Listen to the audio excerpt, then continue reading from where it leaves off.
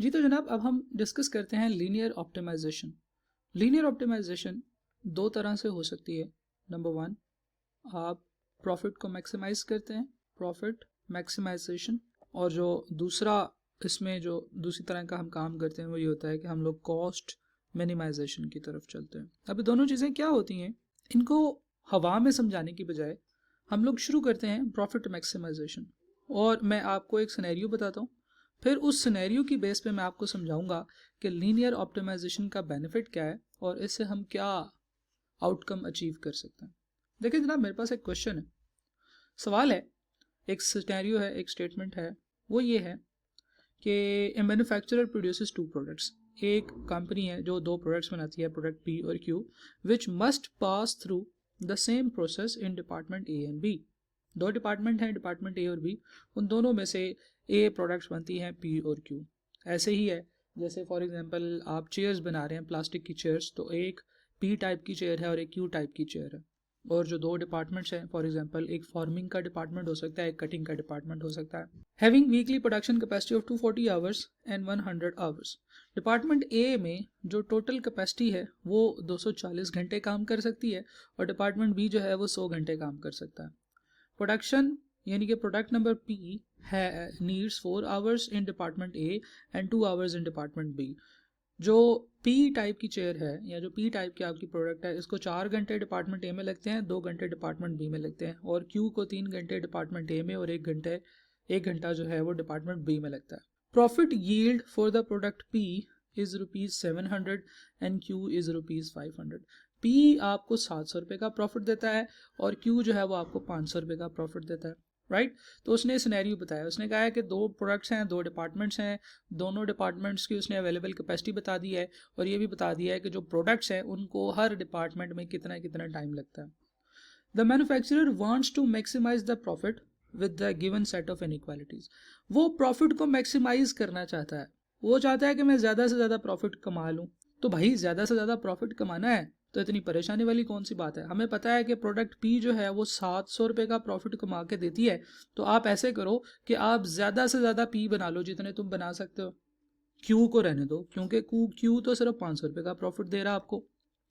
तो जितने पी बना सकते हो बना लो, और फिर उसके बाद अगर कोई क्यू बन जाए तो क्यू भी बना लेना, लेकिन सारे के सारे पी बना के सेल करोगे तो ज़्यादा प्रॉफिट आएगा, राइट।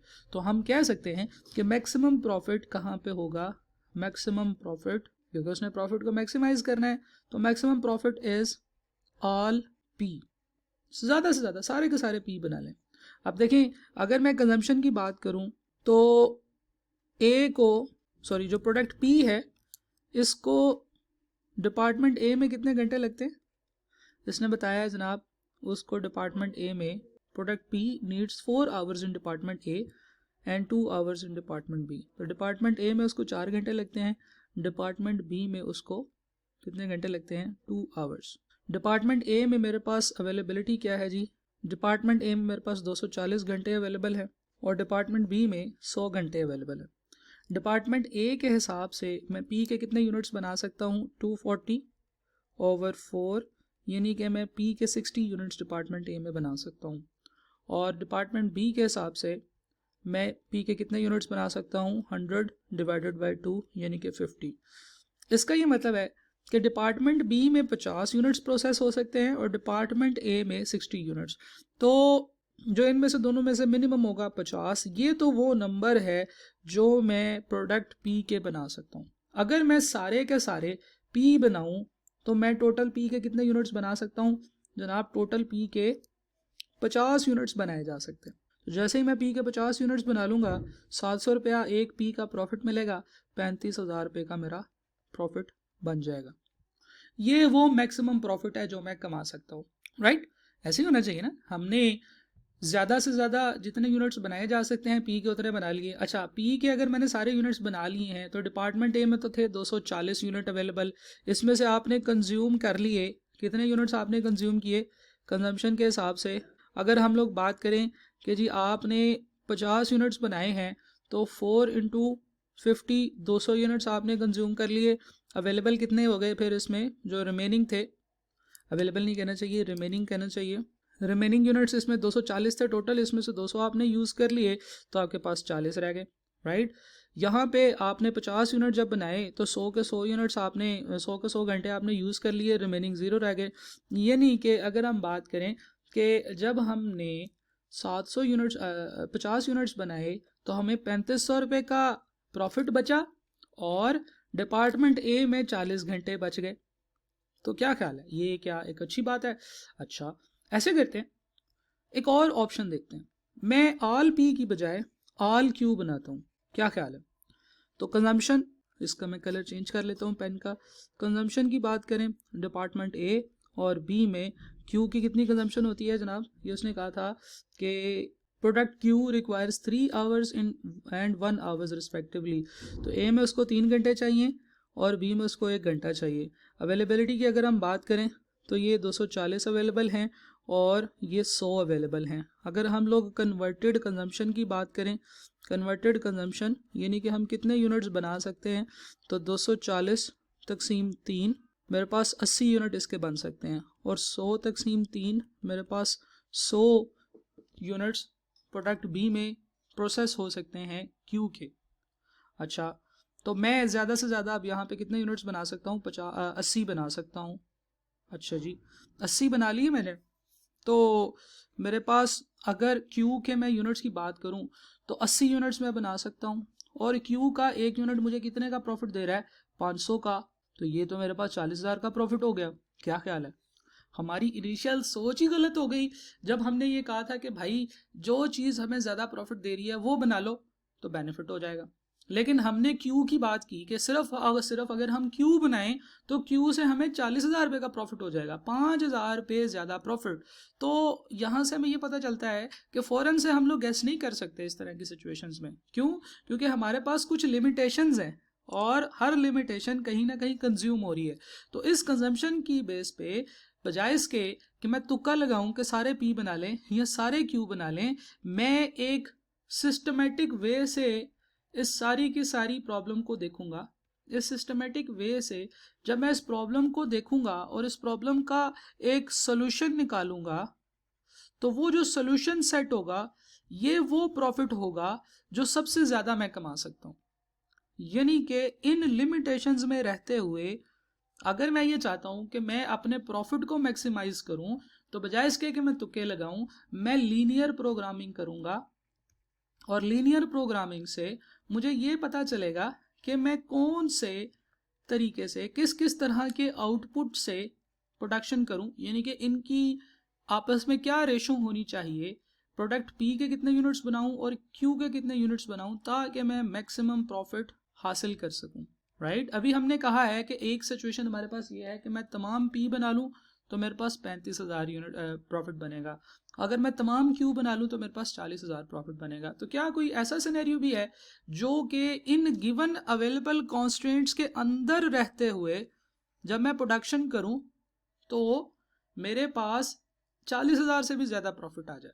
तो ये कहाँ से पता चलेगा? ये लीनियर प्रोग्रामिंग से पता। तो अब मैं आपको बताता हूँ कि लीनियर प्रोग्रामिंग का पर्पज़ ये होता है, linear programming is a systematic way with in which आप मैक्सिमाइज कर सकते हैं या मिनिमाइज कर सकते हैं अपनी प्रॉब्लम इन हैंड को। आप मैक्सिमाइज कर लो अपने प्रॉफिट को तो आपके पास एक ऐसा आउटकम आ जाएगा, एक पी और क्यू की ऐसी रेशो आ जाएगी जो कि इन गिवन लिमिटेशंस के अंदर रहते हुए आपको सबसे ज़्यादा प्रॉफिट देगी।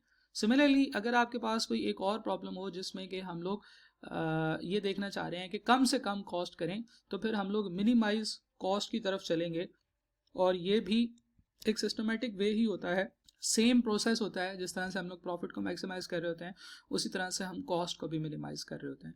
तो लीनियर प्रोग्रामिंग के तरीके से हमें इस सिनेरियो का, इस सिचुएशन का एक ऐसा आंसर मिलेगा जो हमें सबसे ज़्यादा प्रॉफिट कमा के दे रहा होगा और ये इन लिमिटेशंस के अंदर रहते हुए हमें इन तमाम आउटपुट को, इन तमाम चीज़ों को इस्तेमाल भी करके देगा, राइट। चलें जी, इसको भी देखते हैं। अगली वीडियो में हम लोग इसी क्वेश्चन को सॉल्व करेंगे और फिर वहाँ से एक ऐसा आउटपुट निकालेंगे जो हमें हेल्प आउट करेगा फाइनल ऑप्टिमम आंसर निकालने में। Thank you.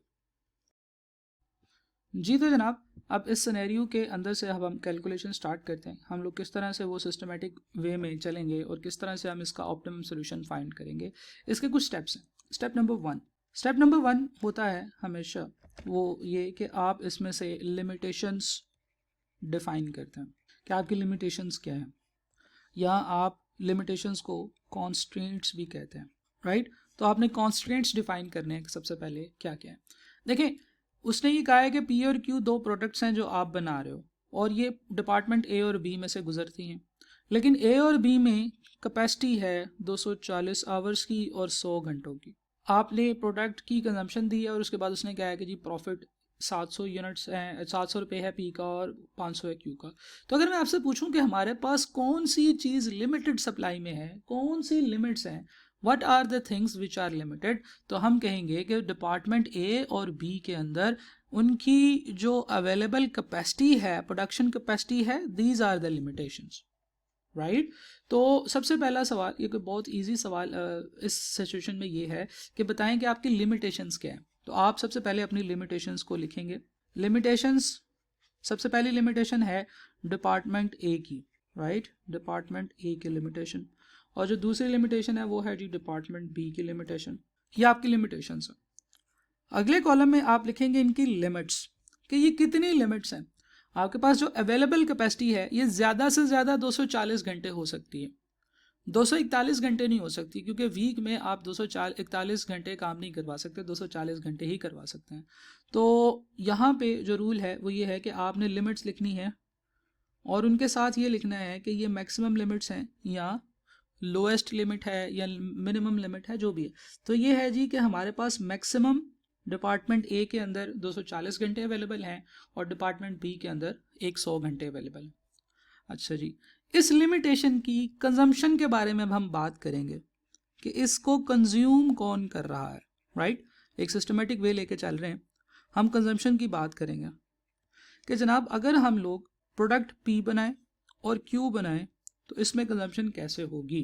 प्रोडक्ट पी जो है उसकी कंजम्पशन ऐसे है कि product P needs 4 hours in department A. तो अगर प्रोडक्ट पी ए डिपार्टमेंट में बनती है तो उसको 4 आवर्स चाहिए, and 2 hours in department B, और बी के लिए बी डिपार्टमेंट बी में उसको 2 घंटे चाहिए। Similarly product Q requires 3 hours in A and 1 hour in department B. तो ये जनाब हमारे पास कंजम्पशंस भी आ गई। सबसे पहले हमने लिमिटेशंस देखी कि लिमिटेशन थी डिपार्टमेंट ए की और बी की, दोनों के आगे लिमिट्स लिखनी, और फिर वो जो लिमिट्स थी वो कंज्यूम किस तरह से हो रही हैं, वो इस तरह से हो रही हैं। फ़र्ज़ करें कि हम एक्स यूनिट्स बना रहे हैं प्रोडक्ट पी के और वाई यूनिट्स बना रहे हैं प्रोडक्ट क्यू के, तो हमारी जो टोटल कंजम्पशन है वो किस तरह से निकलेगी डिपार्टमेंट ए के केस में। डिपार्टमेंट ए के केस में हम एक्स यूनिट्स बनाएंगे अगर पी के, तो 4 मल्टीप्लाई बाई एक्स यूनिट्स लगेंगे डिपार्टमेंट ए के, 4 मल्टीप्लाई बाई एक्स आवर्स लगेंगे डिपार्टमेंट ए के। और जब हम लोग y यूनिट्स बनाएंगे क्यू के, तो 3 मल्टीप्लाई बाई वाई आपको क्यू के अगेंस्ट डिपार्टमेंट ए के आवर्स लगाने पड़ेंगे। तो ये है जी टोटल कंजम्पशन डिपार्टमेंट ए की। और इसके बारे में जो लिमिट थी वो ये थी कि ये मैक्सिमम 240 होने चाहिए, यानी कि लेस देन और इक्वल टू 240 होने चाहिए। तो दिस इज़ आवर कॉन्स्ट्रेंट, ये आपने कॉन्स्ट्रेंट डिफाइन कर ली। Similarly 2x plus 1y should be less than and equal to 100। तो ये है जनाब आपकी लिमिटेशन या कॉन्स्टेंट्स जो कि इस सिनेरियो से आपने डेवलप की हैं। इसी कॉन्स्टेंट के साथ मैंने आपको पहले भी बताया हुआ है कि हम लोग 2 नॉन नेगेटिविटी कॉन्स्टेंट्स भी लेके आएंगे। तो जो नॉन नेगेटिविटी कॉन्स्टेंट्स हैं वो हमें क्या कहते हैं, वो कहते हैं कि x should be greater than equal to 0 and y should also be greater than और इक्वल टू 0। तो this is your step number 1, जिसमें हम लोग नॉन नेगेटिविटी कॉन्स्टेंट्स और जो हमारे रियल कॉन्स्टेंट्स होते हैं हमारी सिचुएशन के, सिचुएशनल कॉन्स्टेंट्स जो होते हैं, ये हमने दोनों लिख लिए हैं। तो इनको मैं सिचुएशनल कॉन्स्टेंट्स कह सकता हूँ, ठीक है जी। कॉन्स्टेंट के वर्ड से आपने घबराना नहीं है, कॉन्स्टेंट का मतलब है लिमिटेशन। तो ये सिचुएशनल लिमिटेशंस हैं और ये नॉन नेगेटिविटी कॉन्स्टेंट्स हैं, नॉन नेगेटिविटी लिमिटेशंस हैं। तो this was your step number 1 कि आपने लिमिटेशंस या कॉन्स्टेंट्स डिफाइन करनी है। स्टेप नंबर 2 की तरफ मूव करते हैं जनाब। स्टेप नंबर 2 में आपने करना ये है कि आपने अपना ऑब्जेक्टिव डिफाइन करना, राइट। ऑब्जेक्टिव में सबसे पहले आपने ये देखना है कि आपने मिनिमाइज करना है या मैक्सिमाइज करना है। तो आपको क्वेश्चन के अंदर से क्लियर इंडिकेशन मिल जाएगी कि आपने मैक्सिमाइज करना है किसे, प्रॉफिट को, राइट। तो your objective is that you need to maximise the profit, right. Okay, दूसरी चीज़ जो आपने यहाँ पे देखनी है वो ये है कि आपका प्रॉफिट फंक्शन क्या होगा। प्रॉफिट फंक्शन को नॉर्मली z से रिप्रेजेंट करते हैं या इसको किसी भी बड़े अल्फ़ाबेट से रिप्रेजेंट किया जा सकता है। This is your profit function, या हम इसे ऑब्जेक्टिव फंक्शन भी कह सकते हैं। देखिए जनाब, आपने अगर x यूनिट्स बनाए हैं प्रोडक्ट p के, तो आप कितना प्रॉफिट कमा सकते हैं। हर एक प्रोडक्ट के ऑफ p के पीछे 700 रुपये का प्रॉफिट आपको मिलता है। तो आप 700 ज़रब x यानी कि 700x प्लस 500y का प्रॉफिट निकाल सकते हैं। This is your objective function जो आपने स्टेप नंबर 2 में डिफाइन करना। ऑब्जेक्टिव फंक्शन बहुत ही ईजी होता है। अगर आप यहीं पे इसको आइडेंटिफाई करना चाहें तो आप यहाँ पे लिखते हो प्रॉफिट, प्रॉफिट के बाद यहाँ पे आप p का प्रॉफिट लिख दें 700, यहाँ पे आप q का प्रॉफिट लिख दें 500। तो आपका जो प्रॉफिट फंक्शन बनेगा यानी कि which is your objective function, that will be equal to 700x plus 500y। इसे हम z के इक्वल कहते हैं या कैपिटल P के इक्वल भी कह सकते हैं। Step number 2 objective function define करने के बाद स्टेप नंबर 3 जो है ये बहुत ही मज़े का स्टेप है। हम लोग ड्रॉ करते हैं, we draw the linear inequalities, right. तो सबसे पहले हम लोग अपनी जो लीनियर इनइक्वालिटीज़ हैं इनको लिख लेते हैं। 4x plus 3y should be less than equal to 240, 4x plus 3y should be less than equal to 240 and the second inequality is 2x plus y should be less than equal to 100। इन दोनों inequalities को हम लोग equalities में convert कर देते हैं, यानी कि इनइक्वालिटी का साइन स्किप कर देते हैं। तो बचेगा 4x plus 3y is equal to 240 and 2x plus y is equal to 100, right. Okay, next step में हम क्या करते हैं कि हर एक इक्वेशन के अंदर से पहले x 0 रखते हैं, y का आंसर निकालते हैं, और फिर y 0 रखते हैं और x का आंसर निकालते हैं। सिमिलरली इस दूसरी इक्वेशन में भी x 0 रखेंगे, y का आंसर निकालेंगे, y 0 रखेंगे, x का आंसर निकालेंगे। तो करते हैं जनाब, पहली जो इक्वेशन है इसके अंदर से अगर मैंने x 0 रख दिया तो ये सारा का सारा फैक्टर 0 हो जाएगा। तो मेरे पास y आ जाएगा 240 डिवाइडेड बाई 3 यानी कि 80। सिमिलरली अगर मैं y 0 रखूँगा तो मेरे पास इस सारे फैक्टर का आंसर 0 आ जाएगा और x will be equal to 240 divided by 4 यानी कि 60 ओवर 240। यहाँ पे कैलकुलेशन करते हैं, x 0 रखूँगा तो y का आंसर 100 आएगा और y 0 रखूँगा तो x का आंसर आएगा, ये सारा फैक्टर 0 हो जाएगा तो x का आंसर 100 ओवर 2 यानी कि 50 आएगा। तो हमारे पास इन दोनों लीनियर इनइक्वालिटीज़ को एक लाइंस में कन्वर्ट करने के बाद इनके दो ऐसे पॉइंट्स आ गए हैं जो कि इस लाइन पे फॉल करते हैं, राइट।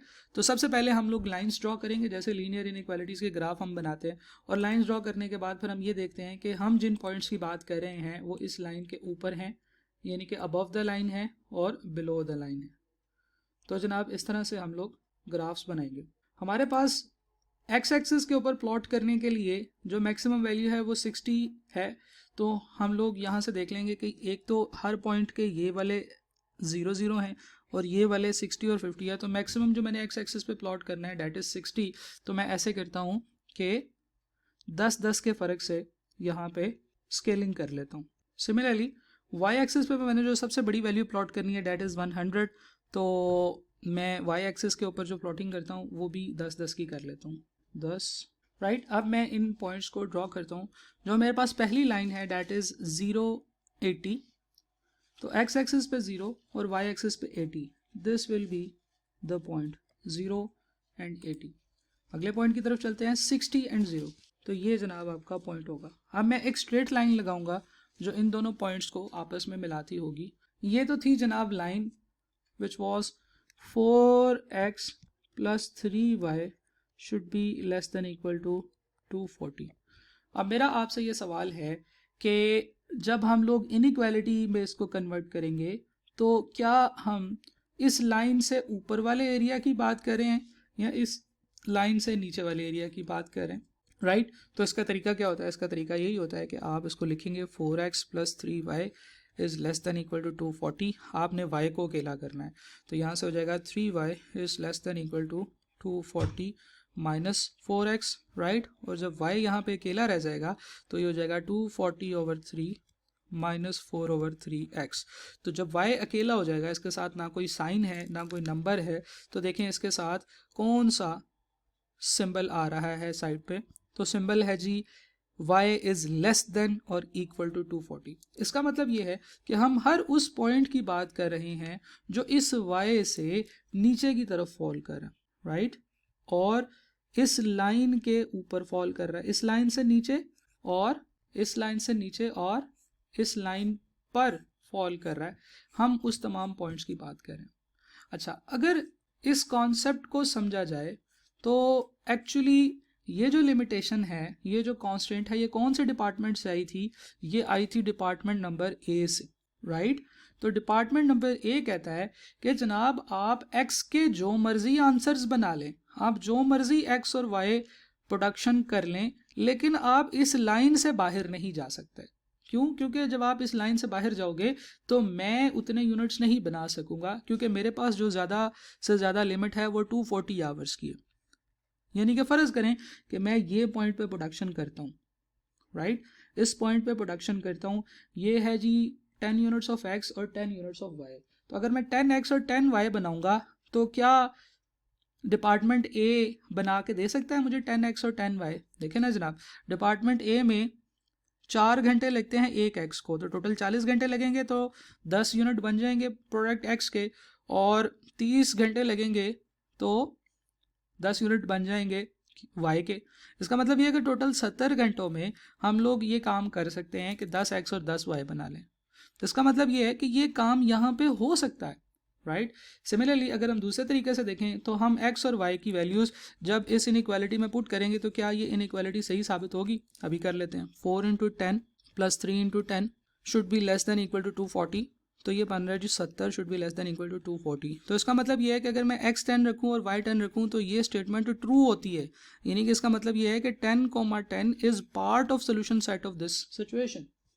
तो अगर वो है तो इसका मतलब ये है कि हम लोग ये इस डिपार्टमेंट की बेस पे ये काम कर सकते हैं। लेकिन चलें एक और चीज़ देखते हैं। फ़र्ज़ करें कि 60x है और 10y है, क्या मैं इस पॉइंट के ऊपर प्रोडक्शन कर सकता हूँ?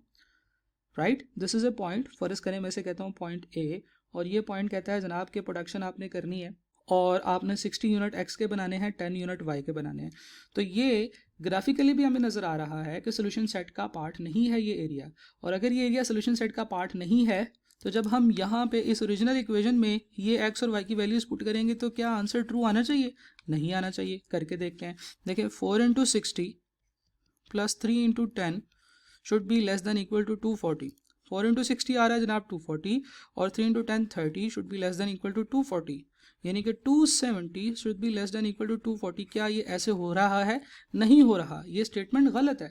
इसका मतलब ये है कि ए इसके सोल्यूशन सेट का पार्ट नहीं है।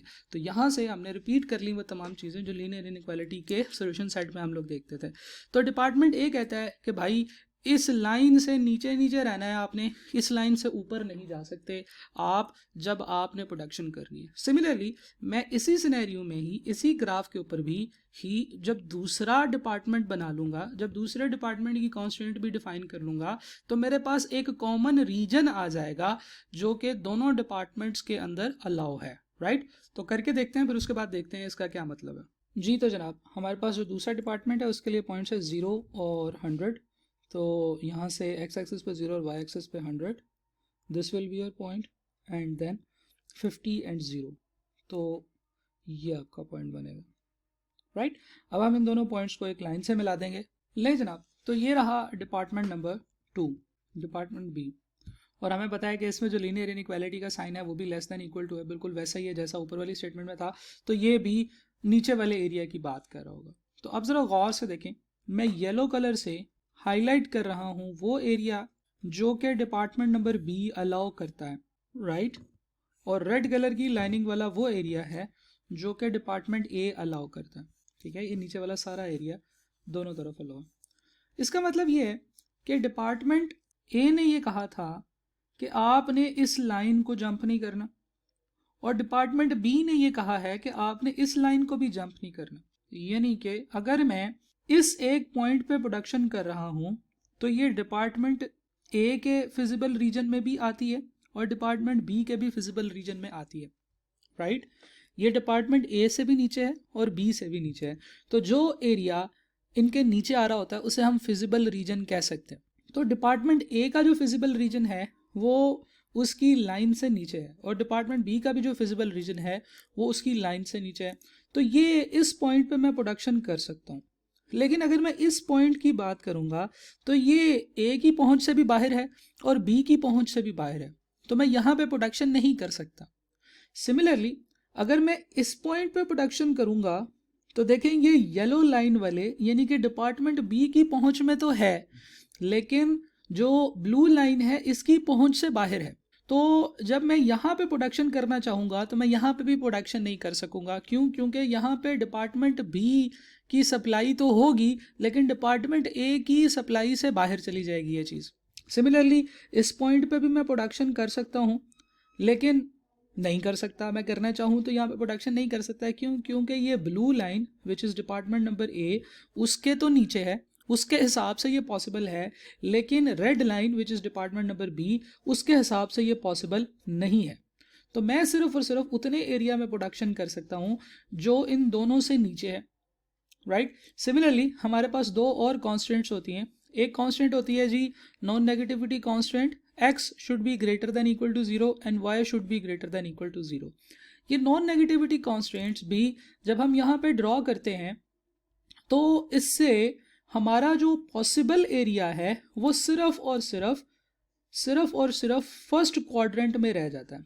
तो यानी कि अगर हम लोग इन दोनों के फिजिबल रीजन को यहाँ से हाइड करें, मैं रिमूव करूँ 1 मिनट के लिए और फिर उसके बाद इनको दोबारा ड्रॉ करूँ तो मेरे पास ये जो पॉइंट्स हैं ये कुछ इस तरह से बनेंगे कि जनाब मैं सेकंड और थर्ड क्वाड्रेंट में अगर प्रोडक्शन करने जाऊँ, फ़र्ज़ करें कि मेरे पास ये सेकंड क्वाड्रेंट है, मैं यहाँ पे प्रोडक्शन करना चाहता हूँ, राइट। तो यहाँ पे आपका x कितना होगा -15 और y कितना होगा 0। तो क्या आप प्रोडक्ट p के -15 यूनिट्स बना सकते हैं? नहीं बना सकते। तो जो नॉन नेगेटिविटी कॉन्स्टेंट्स होते हैं ये क्या करते हैं, ये आपके सोल्यूशन को लिमिट कर देते हैं to the first quadrant only, limit the solution to first quadrant only, right. तो इसका ये मतलब है कि जब नॉन नेगेटिविटी कॉन्स्टेंट्स भी होते हैं तो आपका जो पॉसिबल रीजन है वो सेकंड क्वाड्रेंट में नहीं जा सकता, थर्ड क्वाड्रेंट में भी नहीं जा सकता और फोर्थ क्वाड्रेंट में भी नहीं जा सकता। ये वाली लाइन कहती है कि इस लाइन से ऊपर नहीं जा सकता, रेड वाली लाइन कह सकती है कि रेड लाइन से ऊपर भी नहीं जा सकता। तो फिर एक्चुअली में आप प्रोडक्शन कहाँ पे कर सकते हो? आप प्रोडक्शन सिर्फ और सिर्फ इस एक बाउंड्री वॉल के अंदर रहते हुए कर सकते हो, राइट। सही है। This is the area where you can actually produce, जहाँ पे आप रहते हुए ऑपरेशन कर सकते हो, ठीक है जनाब। दिस इज़ द एरिया जहाँ पे आप प्रोडक्शन कर सकते हो। क्यों? क्योंकि इससे नीचे नहीं जा सकते, क्योंकि जब आप इससे इस तरफ को जाओगे, सेकंड क्वाड्रेंट में जाओगे, तो सेकंड क्वाड्रेंट में जो x है वो नेगेटिव हो जाएगा और हमारी जो कांस्टेंट है नॉन नेगेटिविटी कांस्टेंट की कांस्टेंट नंबर 1, यानी कि हमारी जो टोटल इस सिचुएशन में जो तीसरी कांस्टेंट है वो कहती है कि x नेगेटिव नहीं हो सकता। सिमिलरली y भी नेगेटिव नहीं हो सकता, तो ना ही आप फर्स्ट में जा सकते, सेकंड में जा सकते हैं, ना ही आप थर्ड में जा सकते हैं, ना ही आप फोर्थ में जा सकते हैं। रेड लाइन से ऊपर भी नहीं जा सकते, ब्लू लाइन से ऊपर भी नहीं जा सकते। तो ये जो शेडेड एरिया आ गया है आपका, this is called feasible region. This feasible region is the region जिसके अंदर रहते हुए आप प्रोडक्शन कर सकते हैं। फर्ज करें कि आप इस पॉइंट पे प्रोडक्शन करना चाहते हैं, आप बिल्कुल कर सकते हैं। आप इस पॉइंट पे प्रोडक्शन करना चाहते हैं, आप बिल्कुल कर सकते हैं। आप यहाँ पे प्रोडक्शन करना चाहते हैं, जहाँ जहाँ पे भी आप प्रोडक्शन करना चाहते हैं इस येलो शेडेड एरिया के अंदर आप कर सकते हैं, राइट। और इस फिजिबल रीजन के अंदर रहते हुए आप कोई भी यूनिट्स प्रोड्यूस कर सकते हैं। आप ज़ीरो भी प्रोड्यूस कर सकते हैं, राइट। क्योंकि हमने इन दोनों लिमिटेशंस के हिसाब से अपनी जो पॉसिबल आउटकम्स हैं वो निकाल लिए। अब हमने इसमें से वो वाला आउटकम आइडेंटिफाई करना है जो हमें सबसे ज़्यादा प्रॉफिट देगा, राइट। तो हम लोग स्टेप नंबर 3 के बाद स्टेप नंबर 4 की तरफ चलेंगे। स्टेप नंबर 3 में हम लोगों ने क्या किया था, हम लोगों ने इनइक्वालिटीज को ड्रॉ किया, जिससे हमें मिला फाइंड द फिजिबल रीजन। तो स्टेप नंबर 3 में आपने इनइक्वालिटीज को ड्रॉ करके फिजिबल रीजन फाइंड आउट कर लिया, this was your feasible region, right. अब आपने स्टेप नंबर 4 में कैलकुलेट करना है find the corner points of feasible region. इस स्टेप में आपने कॉर्नर पॉइंट्स फाइंड करने हैं फिजिबल रीजन के। देखें जनाब, एक पॉइंट ये है, इसे मैं ओ कह सकता हूँ। फिजिबल रीजन का एक पॉइंट ये है, ठीक है, इसे मैं कह देता हूँ कि दिस इज बी, और मुझे पता है ये क्या है, ये है एक्स पे 0 है, सॉरी वाई पे 0 है और एक्स पे 50 है, तो ये 50,0 हो जाएगा। फिर एक पॉइंट ये है हमारे पास जो मुझे नहीं पता क्या है, इसको मैं सी कह देता हूँ।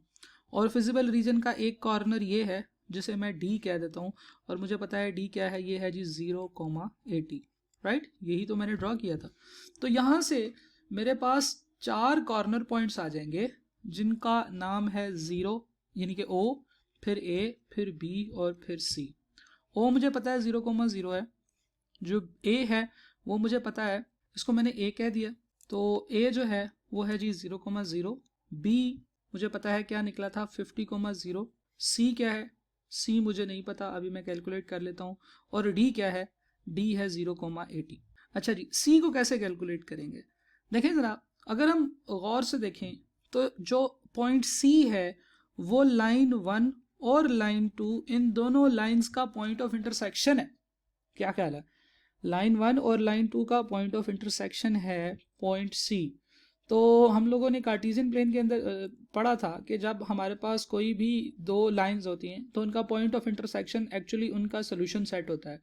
तो अगर हमारे पास ये दोनों लाइंस हैं तो इनका पॉइंट ऑफ इंटरसेक्शन हम कैसे कैलकुलेट करेंगे? हम सिंपली कैलकुलेटर से भी कर सकते हैं कि जनाब हम कैलकुलेटर पे जाएंगे और इन दोनों इक्वेशंस को साइमल्टेनियसली सॉल्व कर लेंगे। इक्वेशन के अंदर 5 नंबर, फिर उसके अंदर नंबर 1, तो हमारे पास जो आंसर है वो है 4 is equal to 3 is equal to 240 is equal to 2 1 and 100। तो ये एक और दफ़ा इक्वल टू प्रेस करेंगे तो x 30 है और y 40 है, यानी कि C is the point which is x 30 and y 40। तो इस तरह से हम इजीली दो लाइंस का पॉइंट ऑफ इंटरसेक्शन कैलकुलेट कर सकते हैं। स्ट्रेट अवे कैलकुलेटर से हम इसे सॉल्व कर लें। अच्छा, तो ये हमारा स्टेप नंबर 4 है जिससे हमने कॉर्नर पॉइंट्स फाइंड कर लिए। फिर उसके बाद हमारे पास स्टेप नंबर 5 होता है जी। स्टेप नंबर 5 इज कि आपने put corner points in objective function. तो देखें जनाब, हमारे पास पॉइंट ऑब्जेक्टिव फंक्शन है z is equal to 700x plus 500y, और आपके पास पॉइंट a है जनाब 0,0। तो यहाँ से ज़रा z कैलकुलेट करके दें, 700 इंटू 0 प्लस 500 इंटू 0, तो ये तो बन जाएंगे 0,0, 0 प्लस 0, तो आपके पास प्रॉफिट आ जाएगा 0। तो यानी कि अगर आप 0 यूनिट्स x के बनाएं, 0 यूनिट्स y के बनाएं, तो आपके हाथ में सिर्फ एक अंडा आने वाला है। b is the point, b point क्या है जी 50,0, 50,0। 700 इंटू 50 प्लस 500 इंटू 0, तो आपके पास 35,000 प्लस 0, यानी कि टोटल 35,000 रुपये का प्रॉफिट बनेगा अगर आप 50 यूनिट x के और 0 यूनिट्स y के बना लें। पॉइंट सी ये कहता है, पॉइंट सी क्या था जी? पॉइंट सी था 30-40, 30-40 इज़ योर पॉइंट। तो ये बनेगा जी 700 इंटू 30 प्लस 500 इंटू 40, तो जनाब ये बनता है जी 21,000 plus 20,000 which is equal to 41,000। Similarly point D जो है वो है 0,80, राइट, 0,80। तो यहाँ से जो आपका प्रॉफिट बनेगा 7,000 into 0 plus 5, 700 into 0 plus 5 into 80, तो आपके पास बनेगा जी 0 प्लस 40,000। तो आपका जो टोटल प्रॉफिट यहाँ से बनेगा वो बनेगा 40,000। तो कॉर्नर पॉइंट थ्योरम यानी कि लीनियर प्रोग्रामिंग ये कहती है कि भाई साहब जब आप कॉर्नर पॉइंट्स निकाल लेते हैं तो आपका प्रॉफिट मैक्सिमम भी कॉर्नर पॉइंट्स पे ही होता है, और जो अगर आप अपना जो कॉस्ट है उसको मिनिमाइज कर रहे हैं तो वो मिनिमम भी कॉर्नर पॉइंट्स पे ही होती है। तो सबसे पहले आप फिजिबल रीजन निकालें, फिजिबल रीजन से आप कॉर्नर पॉइंट्स निकाल लें, कार्नर पॉइंट से देख लेंगे कौन से कार्नर पॉइंट्स पे आपका प्रॉफिट सबसे ज़्यादा है। तो जनाब अली, अगर मैं 30 यूनिट्स ऑफ एक्स और 40 यूनिट्स ऑफ वाई बनाऊंगा तो मेरा प्रॉफिट 41,000 होगा, राइट। और 30 and 40 also falls in feasible region, यानी कि 30 यूनिट्स ऑफ एक्स और 40 यूनिट्स ऑफ वाई मैं बना भी सकता हूँ। और सिर्फ ये एक ऐसा कॉम्बिनेशन है जिस कॉम्बिनेशन की मदद से मैं ज़्यादा से ज़्यादा मैक्सिमम प्रॉफिट कमा सकता हूँ। इसलिए मेरा जो सबसे ज़्यादा प्रॉफिट होगा जो मैं इस सिनेरियो में कमा सकता हूँ वो होगा जी 41,000।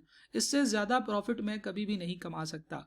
इससे ज़्यादा प्रॉफिट इन गिवन लिमिटेशंस के साथ, लिमिटेशंस क्या थी, कौन कौन सी लिमिटेशंस थी?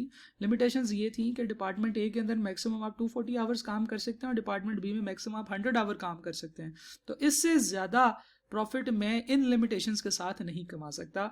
तो जनाब अगर हम देखें तो हम लोगों ने जब पिछले वीडियो में देखा था कि अगर मैं सारे के सारे पी बना लूंगा तो 35,000 कमा लूंगा, अगर सारे के सारे क्यू बना लूंगा तो 40,000 कमा लूंगा। लेकिन एक सिस्टमेटिक तरीके से मुझे ये पता चला कि अगर मैं 30 पी और 40 क्यू बनाऊं तो ना सिर्फ मैं इनको बना सकता हूं बल्कि इस तरीके से मेरा प्रॉफिट सबसे ज़्यादा होगा। This is the benefit of linear optimization, profit maximization, कि हम लोग एक सिनेरियो के अंदर से सबसे ज़्यादा प्रॉफिट कमा सकते हैं और ये पता चल जाएगा किस तरह से प्रॉफिट कमा सकते हैं। बहुत जल्दी से मैं आपको स्टेप रिपीट करता हूँ। सबसे पहले हम लोग लिमिटेशंस डिफाइन करते हैं, उन लिमिटेशंस की बेस पे हम लोग ऑब्जेक्टिव फंक्शन डिफाइन करते हैं और लिमिटेशंस को ग्राफ पे ड्रॉ करते हैं। ग्राफ पे ड्रॉ करने से हमें एक फिजिबल रीजन पता चलता है। उस फिजिबल रीजन के जितने भी कॉर्नर्स होते हैं उन सब कॉर्नर्स को हम लोग अपने पास लिख लेते हैं और फिर उन सब कॉर्नर्स को हम लोग ऑब्जेक्टिव फंक्शन में पुट करके देखते हैं और जिस कॉर्नर पॉइंट का प्रॉफिट सबसे ज़्यादा होता है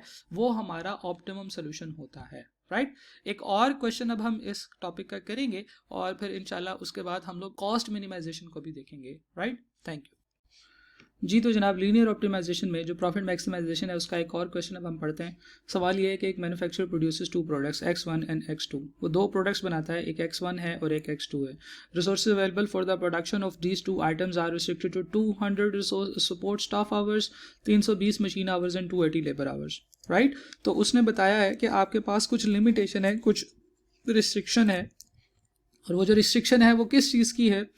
आपके पास 200 सपोर्ट स्टाफ आवर्स हैं, 320 मशीन आवर्स हैं, 280 लेबर आवर्स हैं। This is your limitation. तो सबसे पहले हमने क्वेश्चन के अंदर से लिमिटेशन डिफाइन करनी होती है।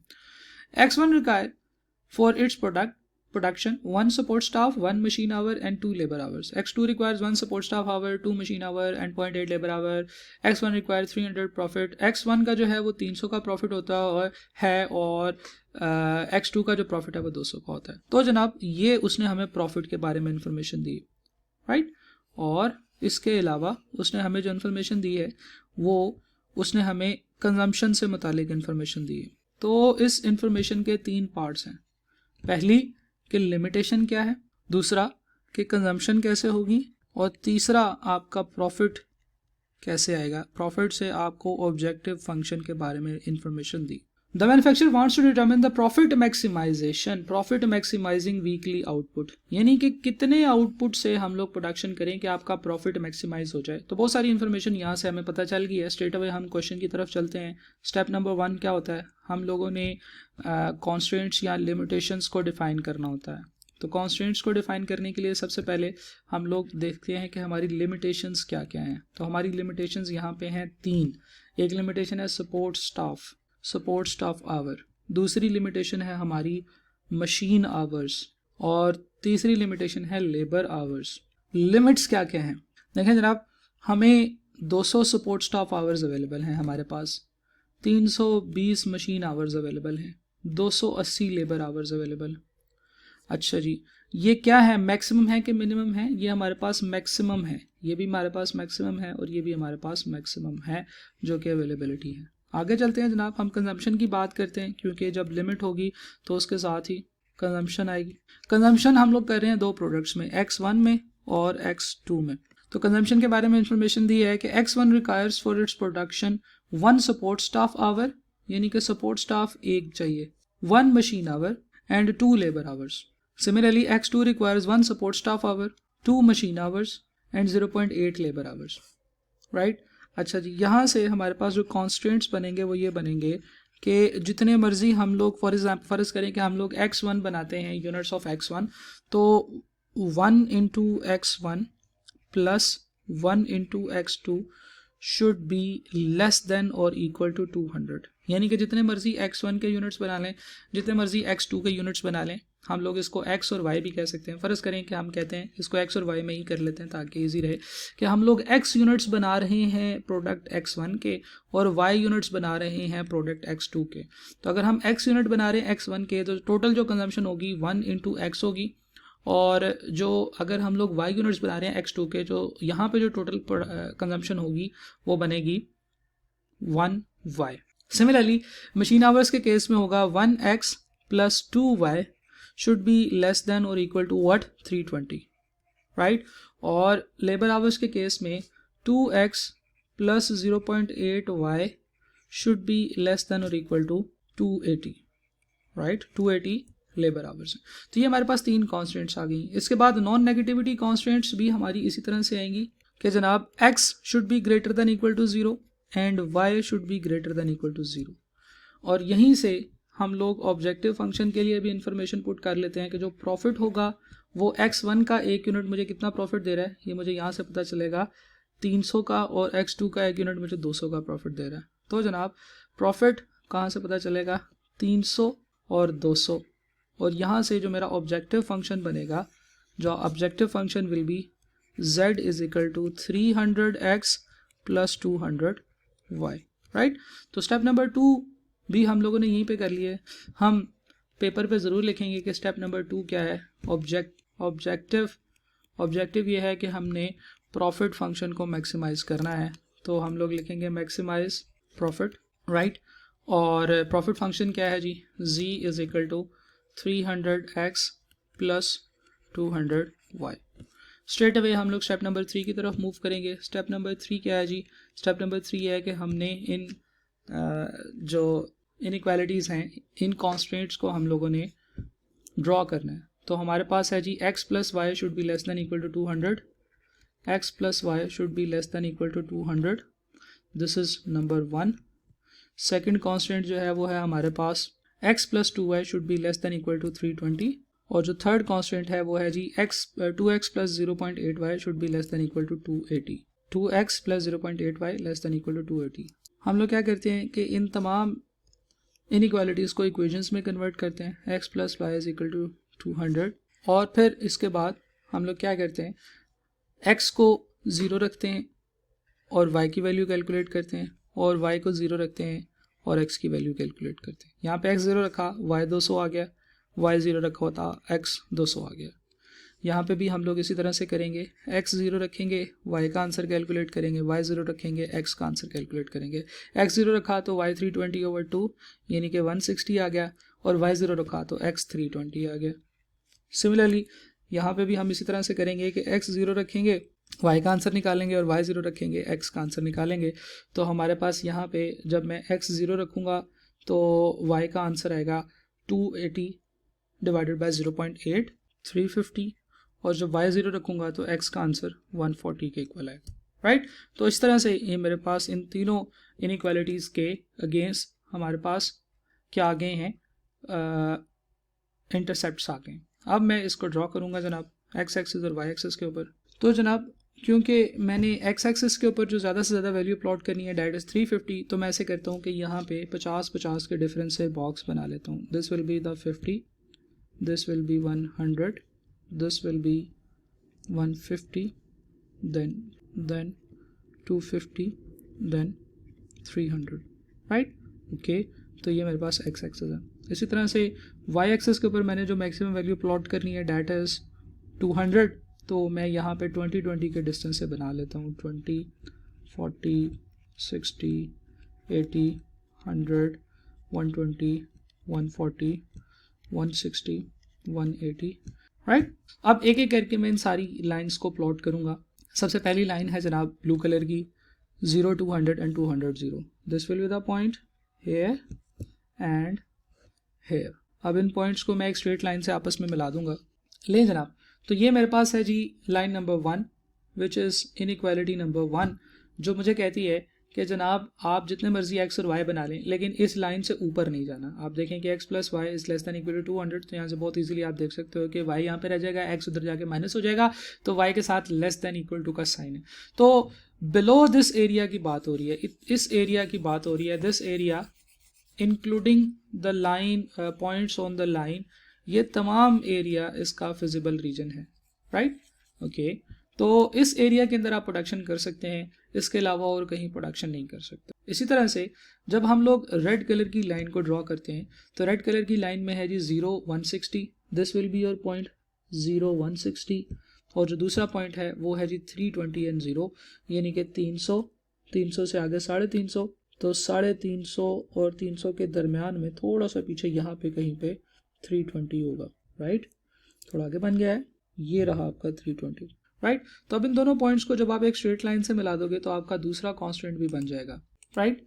अच्छा, अब ये जो दूसरा कांस्टेंट है ये हमें ये कहता है कि भाई साहब आप जो मर्जी कर लें लेकिन आपने इस लाइन से ऊपर नहीं जाना, यानी कि ये आपका नीचे वाला एरिया जो है ये आपका फिजिबल रीजन है, इस फिजिबल रीजन के अंदर आप रह सकते हो, राइट। ठीक है जी।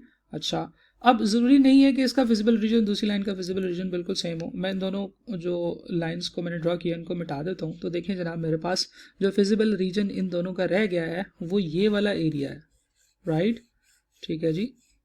इवन अब मैं यहाँ पे इस तरफ नहीं जा सकता, मुझे यहाँ पे नहीं जाना क्योंकि मुझे ब्लू कलर की लाइन नहीं जाने देगी। तो अब मेरे पास कुछ इस तरह से ये मेरा फिजिबल रीजन आ गया है, इस साइड वाला सारा, राइट। ओके, लेकिन अभी क्योंकि सारा काम कंप्लीट नहीं हुआ है, अभी एक और कांस्टेंट भी है, अभी हम उस कांस्टेंट को भी ड्रॉ करते हैं, फिर उसके बाद देखते हैं कि हमारा फिजिबल रीजन कहाँ से आएगा।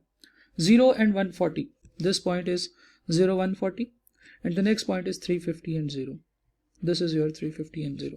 अब इन दोनों पॉइंट्स को भी आप स्ट्रेट लाइन से मिला दोगे जी। तो जनाब अब हमारे पास जो इन तीनों कंडीशंस के बाद जो फिजिबल रीजन रह गया है वो इस तरह से है, राइट। अभी हमने नॉन नेगेटिविटी कॉन्स्टेंट्स का जिक्र ही नहीं किया।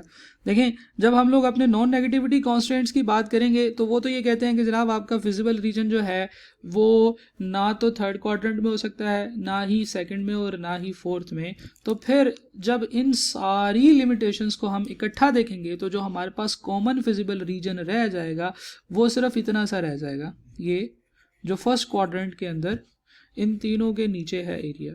This area will be your final feasible region. ये वो एरिया है जहाँ पे आप अपनी तमाम लिमिटेशंस को फॉलो कर रहे हो, क्योंकि यहाँ से जैसे ही आप बाहर जाओगे तो आप किसी ना किसी एक लिमिटेशन को रिवोक कर रहे होगे, किसी ना किसी एक लिमिटेशन को कैंसिल कर रहे होगे। ये जो आपका एरिया है जो सारा का सारा अभी ग्रीन कलर में मैंने शेड किया है, this area is called feasible reason. Feasible region, ये बाउंडेड एरिया। और हमें पता है कि मुझे अब इनके कॉर्नर पॉइंट्स चाहिए। एक कॉर्नर पॉइंट ये है, एक ये है, एक ये है और एक ये है। सारे कॉर्नर पॉइंट्स हैं मेरे पास। तो मैं स्टेप नंबर 4 में कॉर्नर पॉइंट्स निकालूंगा।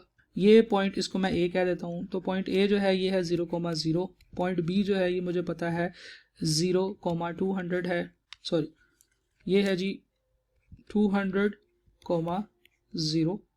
पॉइंट बी, पॉइंट सी मुझे नहीं पता, इसको मैं पॉइंट सी कह रहा हूँ। ये है जी ब्लू वाली और ब्लैक वाली लाइन का पॉइंट ऑफ इंटरसेक्शन, अभी निकाल लेते हैं।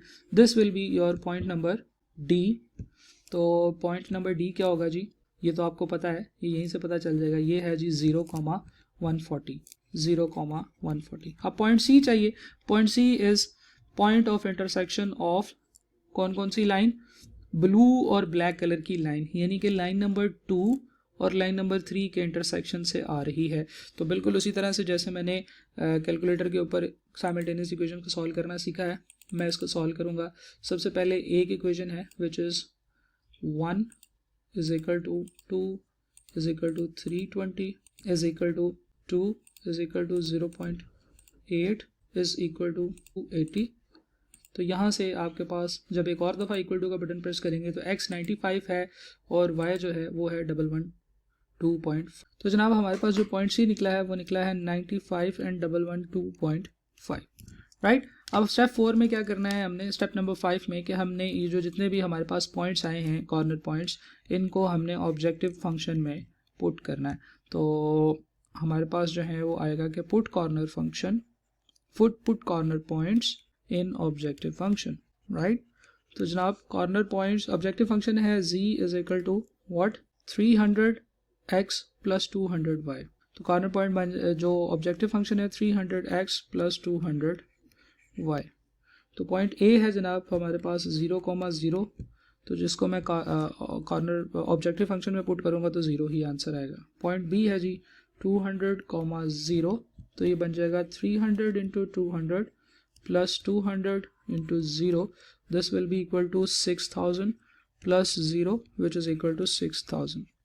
पॉइंट सी देखते हैं जी, that is 95,112.5 which is equal to 300 into 95 plus 200 into 112 right, which is equal to 28,500 plus 22,500 which is equal to 51,000 right। Point D की तरफ चलते हैं 0 and 140, तो 300 into 0 plus 200 into 140, तो हमारे पास आएगा जी 0, 28,000, तो हमारे पास टोटल आएगा जी 28,000। तो कौन से आउटकम से आप सबसे ज़्यादा प्रॉफिट कमा रहे हैं? इस आउटकम से कि आप 200 यूनिट्स बना लें प्रोडक्ट एक्स के और कोई भी यूनिट ना बनाएं प्रोडक्ट वाई का। तो ये ज़रूरी नहीं है कि आपका पॉइंट ऑफ इंटरसेक्शन से ही आंसर निकले, आपने ऑब्जेक्टिव फंक्शन में पुट करके देखना है कि जिस ऑब्जेक्टिव फंक्शन का आंसर आपका सबसे ज़्यादा आ रहा होगा that will be your optimum solution. तो हम लोग क्या करेंगे कि टू अचीव मैक्सिमम प्रॉफिट हम लोग 200 units of x1 and no unit of x2 produce करेंगे, right. So this was another question of linear optimisation जिसमें हमने प्रॉफिट को मैक्सिमाइज करना सीखा था। अगली वीडियो में हम लोग इसी तरीके से करते हुए एक कॉस्ट मिनिमाइजेशन का सवाल करते हैं। Thank you.